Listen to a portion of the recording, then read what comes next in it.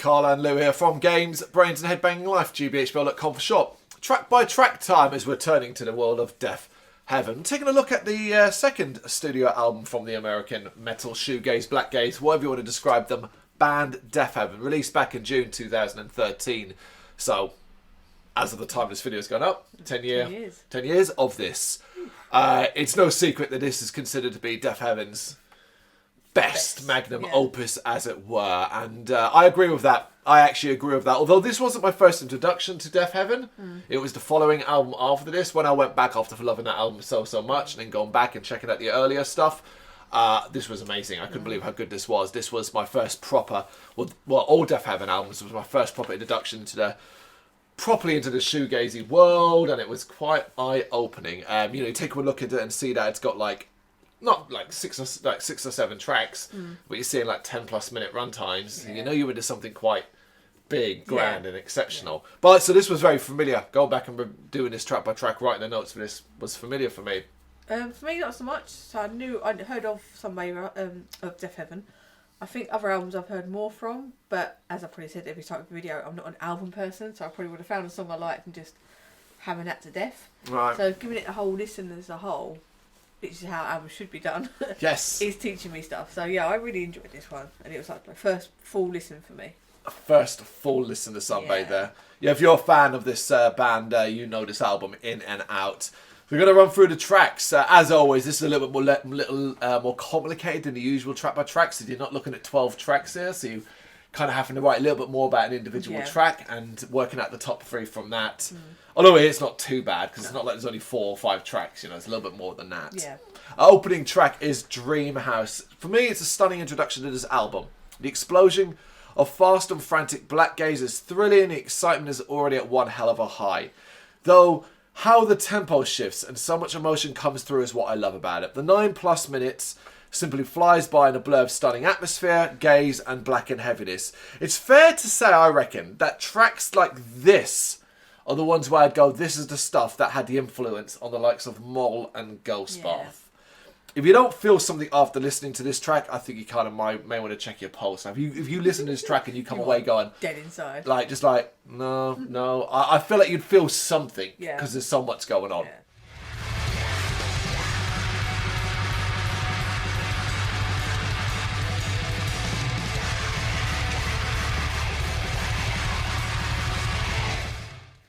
I really like the heavy intro. It feels uplifting. And sometimes people kind of miss that in heavy music. They assume it's all one note. Yep. And it's like, oh no, there's so many layers to this that you're missing out. It really soars. His vocals seem interwoven with it, so it's never overused. I know it's from the whole album. It's never overused. Like the really quite extreme vocals. Yep. It's never like all the way constant. through. Yeah. You appreciate the beauty in not having any vocals clean or like this. Really slow, so beautiful soft guitar. So when it all comes back in, it's got a real impact. So that's what I really noticed with this kind of like music, especially like Deafheaven with this album. Just you appreciate it more because you've got different shades to it. It's not all one note. 100%. Yeah. It's different parts of a song, but connected up and flowing nicely together. Absolutely. Irresistible. A cold and comforting melody that's just a touch off kilter. It's a welcome shift in tone after such an exhaustive listen at the start. Kind of gets you in the right mind frame for what's coming afterwards. I don't think you can say too much about this one. An intermission if you want. Yeah, that's what really nice short track, just simple and emotive. Again, giving you a chance to kind of recover into the next kind of more epic tome of the story. Yeah, that's kind of the theme of the album overall, particularly as we go from that then into the title track, Sunbather. What a piece of music this is. It's epic, it's lavish, the momentum builds and builds, the intensity reaches a high level. Once again, the innate beauty of how Deafheaven switched to melody with ease is exceptional. The power of the metal, the poise of their melody, the positioning of instrumental flourishes, and the punchy rhythm heaviness. It is so exciting and constantly interesting. It's a fascinating experience. To me, this is more than just a track. It's more than just music. This is an experience. Definitely. And I looked into like the sort of history behind the album, and obviously I enjoyed it before I listened to that. But when I found that, I was like, oh wow, there's even extra to it. So obviously the front man going through like addiction and stuff like that, and yeah, because obviously there's probably like highs and lows of everything. Of course, trying to kind of beat an addiction. So I really enjoyed that. It's really layered. Again, repeat what I was saying before. The intense speed, the quiet moments. It doesn't feel like 10 minutes. No. Sometimes when you see a 10 minutes track, you go, oh wow, that's long, because you're so used to. Well, of course, 10 minutes is long. It is long, but it's an investment. It feels like it has to be 10 minutes. Yeah, I couldn't imagine it being anything but what it is. Yeah.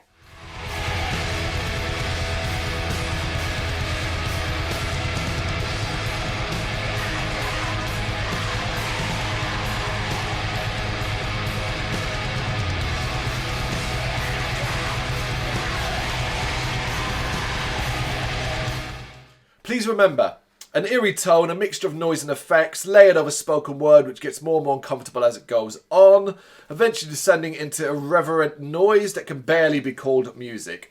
This is the entire first half, and then abruptly it dissipates and becomes mellow and dramatic with strumming guitars and light melody, in sharp contrast to the form part of the track.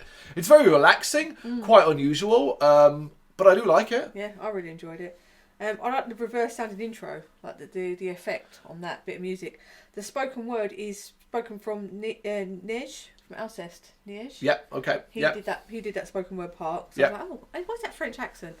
I really like the eerie soundscape. It just leads, like I said, simple, quiet guitar, and it carries on to its conclusion. So this one, there's no quite a kind of simple breakdown, isn't it? So you've got the eerie kind of sound, and then just the more mellow stuff, and that's it. It's not such a complex flow. It's almost just two halves. Yeah, that's what it is. Vertigo. There are a few bands that create such excitement upon seeing a near 15-minute track. But this is Deafheaven, and they know exactly what they're doing, and I feel like there's confidence in that, where you see 50 minutes and you don't think, oh my god, that's so off-putting. You're like, okay, no, there's going to be something quite spectacular on this.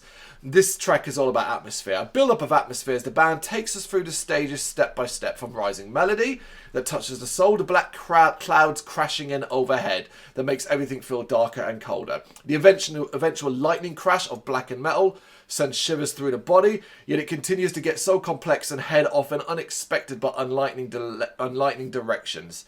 This is a track that I would use the word smart. This is exceptionally smart music. I thought this track flows really nice, and it starts with this feeling of going on a journey, and when it builds in intensity, you get to the peak and you're seeing the view. Okay, yeah. So I find that a lot with bands like, I always call them, I can't say it, Saw. Saw, yeah. Yeah, bands like that, they kind of create this kind of, you imagine it. Yep. And sometimes you get that when there's less focus on, say, vocals all the way through. So like I said before, when it comes in, it's not overused, and you appreciate, okay, there's a little bit more like edge to it there. I like the effects on the guitar, and I enjoyed the more traditional guitar work at the end. Yeah. I called it traditional. Well, traditional, yeah, I know what you mean. In that sense. Just the peaks and the valleys of it, I really enjoyed it. And so 15 minutes. Again, doesn't feel 15. You're not clock watching, which I've had before with certain bands where you're like, oh, okay, trim it a little bit. Yeah, the other thing about Deafheaven as well is it's unskippable, because you can't go, oh, I've 3 minutes into a 5-minute track, I've heard the verses, I've heard the chorus, it's unlikely to be that much different. You cut a Deafheaven track off halfway through, you will look like an idiot when it comes to something like this, because you are likely to have missed a guaranteed shift in tone, a change and stuff like that. You have to experience the full thing. You do. Penultimate track already, it's Windows. How do you follow a track like Vertigo? Well, if you're Deafheaven, you craft another intermission style track that is wholly unique still. A fire and brimstone preacher with dark atmospheric sounds and effects. Yeah, it's nice. I loved it. Two interwoven like bits of spoken word. One was the front man during a drug deal, because at the time he was obviously going through like opioid addiction. Yep. And he wanted that kind of part, and then it was like layered with a preacher from downtown San Francisco. And obviously, like the whole sort of the mix of both, I think is really. It's cool. It's interesting. Yeah, I really liked it. Yeah. And that brings us to the end, and it's the Pecan Tree. This is the one. This is my baby in this album. I thought it was my favourite track when I first heard it, and I still think that's the case. Not just on this album, but of Deafheaven's music overall. It's not the most eccentric or eclectic track in the album, that's the thing. But it is the one for me that perfects the balance of blackened savagery and gorgeous shoegaze melody. At least for me it does all of that. I connect to the chaos so much more and feel the depth of Deafheaven's imagination in my soul. It's a spectacular closer. It is the best thing from Deafheaven in my opinion. Oh.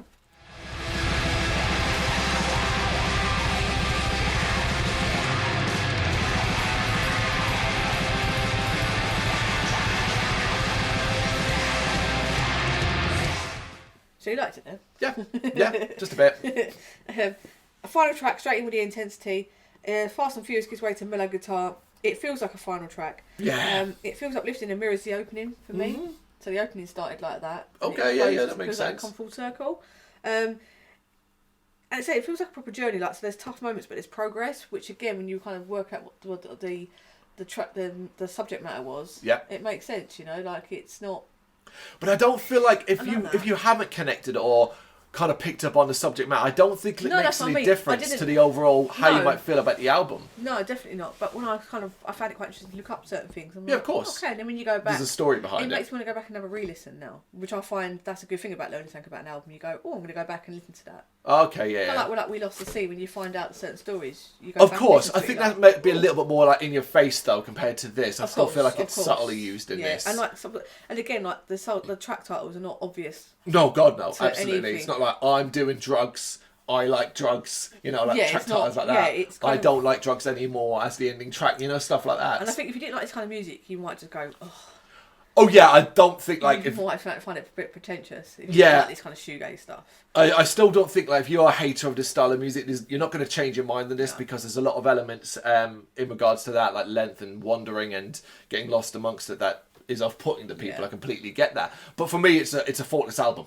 It's when I reviewed it on the site way back when, it got 10 out of 10. That still stands for me. I think it's Deafheaven's best work. I think it's one of the best albums ever made. I got nothing negative to say about it. I can't point at anything and say, well, that could have been different, or that could have been shorter, or, you know, pull out Windows or Irresistible, or Please Remember, because I feel like you need them to break up these other ones, you know? Yeah, definitely. What would you go for your top three? Well, that's 5 tracks. Yeah. 6 tracks, out of the seven tracks. But technically, I mean, because like I said, do you just start discounting the sort of intermission ones more than anything else? Obviously, the Peak Entry, but I've also got Dreamhouse and Sunbather. They're my 3. So I went for Vertigo, Windows, and Sunbather. Okay. The second up Windows, even if it wasn't like more of an interlude track. Okay. The something about the kind of the first part of the stuff, and then the preacher, I found it really eerie. Yeah, I really liked it. It's your opinion, it's your choice, it's yours 3. I mean, we both chose Sunbather, put it that way. The title track is there, so that should give you a clue of the quality of that one. But man, just put this album on. If you've never had a chance before, put this on. Listen to the whole thing. You know, don't necessarily have to like be sitting there focused on it, but I think it'll end up capturing, you know, in your imagination, as even if you're sort of having in the background, you're doing something, you're going to pick up on things. But chances are you may have already heard it. It is Sunbather. It's not like it's not a famous album. It really is. Deafheaven Sunbather. That's our track by track. You got any thoughts, Nate? You know what to do? Let us know in the comments. Thank you very much for watching. If you liked what you saw, please help us out by giving us a thumbs up and hitting that subscribe button. If you really liked what you saw, consider donating to keep the website and channel running by buying us a coffee via our coffee page or picking up some merch from our Big Cartel store. You can check us out on gbhbl.com as well as via our social media, Facebook, Instagram and Twitter, as well as listen to our interviews via SoundCloud, Apple Music and Spotify. Just search for GBHBL. Games, horror and heavy metal. What else is life for?